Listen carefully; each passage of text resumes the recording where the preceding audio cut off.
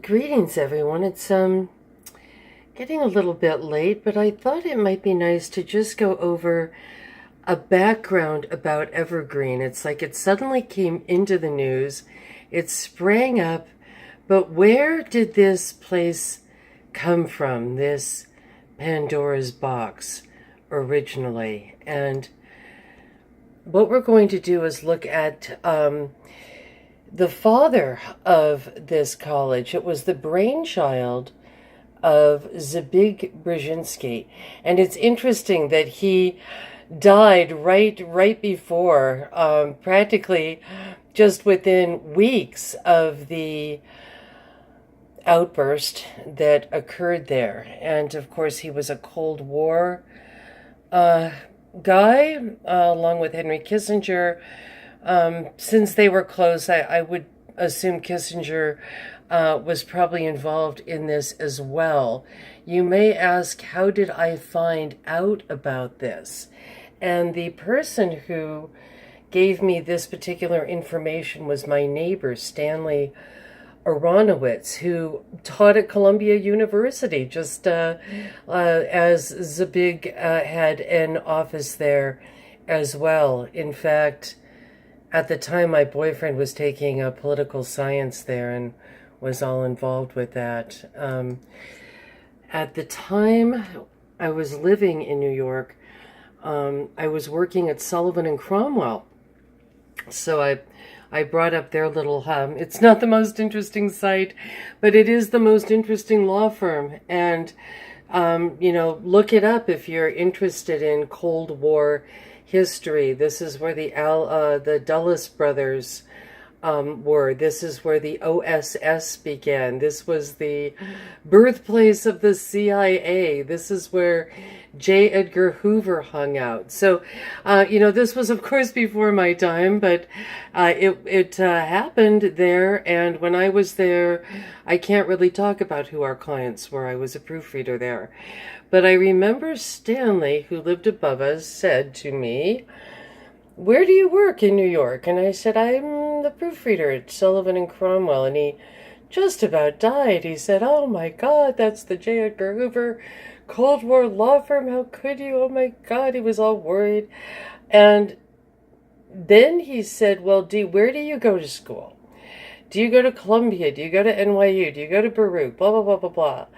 And I said, "No, I actually attend the Evergreen State College," which was true. I was attending it, but I had been so traumatized being there. I had moved to New York, and I was getting I called it my Bazooka Joe bubblegum degree through the mail, that I was getting, where I could be safe. Yes, I could be safe in New York, home of crack and AIDS and everything else, over Evergreen. And I've got some funny stories about that really aren't funny, that would be really good in creepypasta. So going down here, we have the name of CD there. Do you see it? Daniel J. Evans, right down here. And Daniel J. Evans, Governor of Washington. And this is the Trilateral Commission. Okay, this is their thingy. So, the man who birthed Evergreen, Dan Evans, was a trilateralist. And he also was the president of the college, and he was a Republican. So it's sort of interesting that we have a Republican who's trying to get this, this crazy college show on the road. And I do have some photos of that. I'm sorry I didn't bring it up now, but we'll go back and we'll do that later. What I was really trying to look up was this book right here, Experiment at Evergreen. And I had a copy. It had a different cover than this one. I don't know if this is the original one, by Richard Matthew Jones. And he was a psychologist and teacher at Evergreen. I had the book, as I said, and I read it. Maybe I reread it about 15 years ago. And I remember that the joke was that the experiment at Evergreen is the student itself, and that they are experiments who are experimented upon. So it's interesting that this can look all cute and all cool. And yeah, I was a 70s kid, and I went to like experimental schools in, New Mexico and Chicago and different places. So it's interesting when you look into this and you see that no, this is MK Ultra. And I was trying to look up Richard Jones. See, the book itself is $141 or $209. And I think I saw some other copies for like even more on the internet. So I need to go over to the college, because when you open the book and it has the bio, Richard Jones is listed as a naval psychologist. It said like head of naval psychology or some crazy thing like that. And I have not been able to find that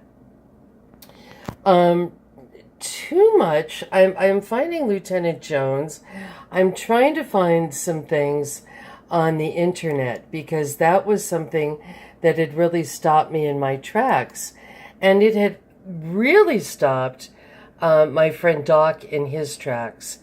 Doc is a Vietnam vet. He was one of the first Evergreeners.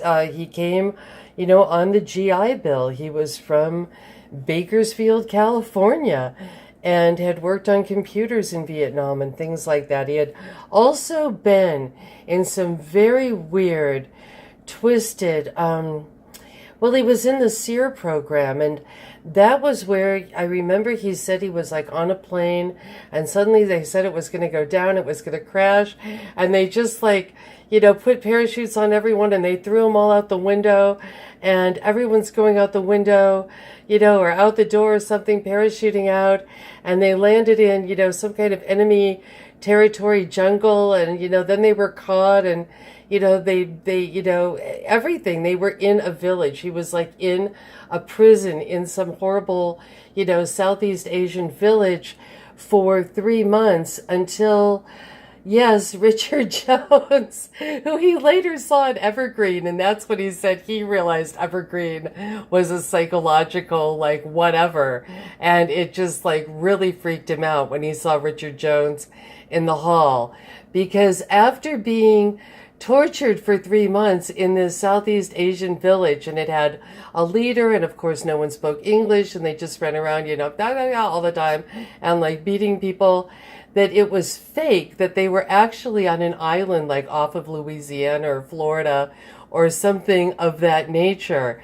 And SEER stood for something like search, explore, escape, reconnaissance or something. So this is what we were working with here. And that's who he sees in the hall. It's like, oh my God, not that guy. And naval psychology and psychiatry was also the birthplace of a lot of really what they call deep projects. And those projects became MK Ultra. We hear about Project MK Ultra, and that originally was one of these naval projects from the psychiatry department. So Richard Jones was there at that balloon time, 50s, 60s, and then hopped over to Evergreen. And yes, I did have a class with the man.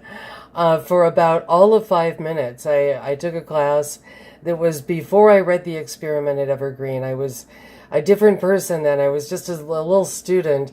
But I remember I just really freaked out about Richard Jones. And I remember I went to a teacher that I didn't even really get along with that well. And I said, please let me take your class. And he was like, what are you doing here? You don't even like me that well. He was one of the few, what I would call like an actual professor who was there, and he since died. And he said, what class are you in? And I said, Richard Jones. And he said, say no more, I'll take you. So that's kind of a very weird story. We also have some kind of really creepy things, and I don't know, did I accidentally delete it when I was going through? We had Ted Bundy on campus, which was just a really, really creepy thing. I mean, this was before I was there, although he built a place in the woods that was around until just like about a year ago. It finally just collapsed, of its own accord. It was this like little lean-to in the woods, and he was known for being a good friend of Dan Evans, actually. And he was not a student at Evergreen. There was a victim, at least one, from Evergreen. There was a girl who was on her way to a concert in the communications building. But he somehow, people sort of trusted him. So on this one, I won't say that Dan Evans is guilty. He probably didn't know, but it is very creepy that, according to Doc when he was there, because Doc was there when Ted Bundy was there, and Ted Bundy had the confidence of Dan Evans, and he was the snitch. He was the campus snitch, and he would go and tell Dan Evans, I don't know, who was like a slut, who was, eating LSD, who was, blah, blah. So, he was a bit of a player at Evergreen. All right, so I'm trying to give everyone here a little bit of a background. You're seeing here that it's got this kind of creepy beginnings, and look what it's led to. Anyway, keep the aphrodistra flying, as they say. Over and out.